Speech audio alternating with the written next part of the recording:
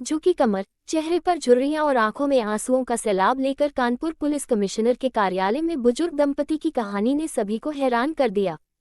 Police commissioner असीम अरुण को जब इन बुजुर्ग दंपति ने बताया कि उम्र के आखिरी पड़ाव पर उनके बेटे और बहू ने घर से बाहर निकाल दिया है, हड्डियों में अब इतनी जान नहीं है कि वे कुछ काम करके अपना पेट भर सके, वे जाएं तो आखिर कहाँ जाएं।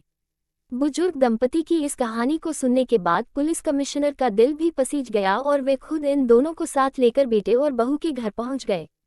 कानपुर पुलिस कमिश्नर असीम अरुण के पास जेके कॉलोनी निवासी बुजुर्ग अनिल कुमार शर्मा अपनी पत्नी के साथ पहुंचे। उन्होंने कमिश्नर को बताया कि बेटे अभिषेक और बहू ने उन्हें मारपीट कर घर से बाहर निकाल दिया है। इतना ही नहीं, उनके कमरे में ताला भी डाल दिया है। बुजुर्ग दंपति की कहानी सुनने के बाद पुलिस कमिश्नर ने खुद ही बेटे और बहू को सबक सिखाया।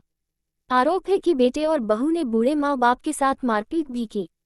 बेटे और बहू की प्रताड़ना से निराश बुजुर्ग दंपति पुलिस थाने और चौकी में शिकायत लेकर पहुंचे, लेकिन उनकी वहां पर किसी ने सुनवाई नहीं की, जिसके बाद वे दोनों अंत में पुलिस कमिश्नर कार्यालय पहुंचे।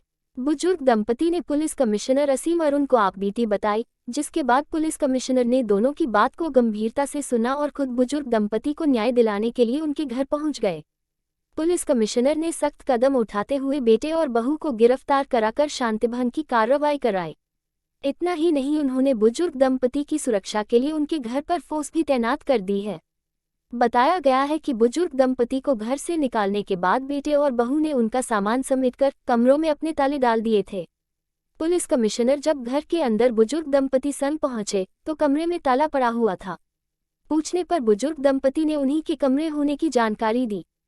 पुलिस कमिश्नर ने बहू से दोनों कमरों के ताले खुलवाए। कमिश्नर ने बुजुर्ग दंपति को घर में आराम से रहने की बात कहते हुए अपना नंबर दिया और कहा कि यदि अब दोबारा कोई परेशानी हो तो तत्काल उन्हें सूचना दें। उन्हें किसी से डरने की आवश्यकता नहीं है। पुलिस कमिश्नर असीम अरुण ने कहा कि बेटे और बहू को सोचना चाहिए कि एक दिन उन्हें भी बुजुर्ग होना है।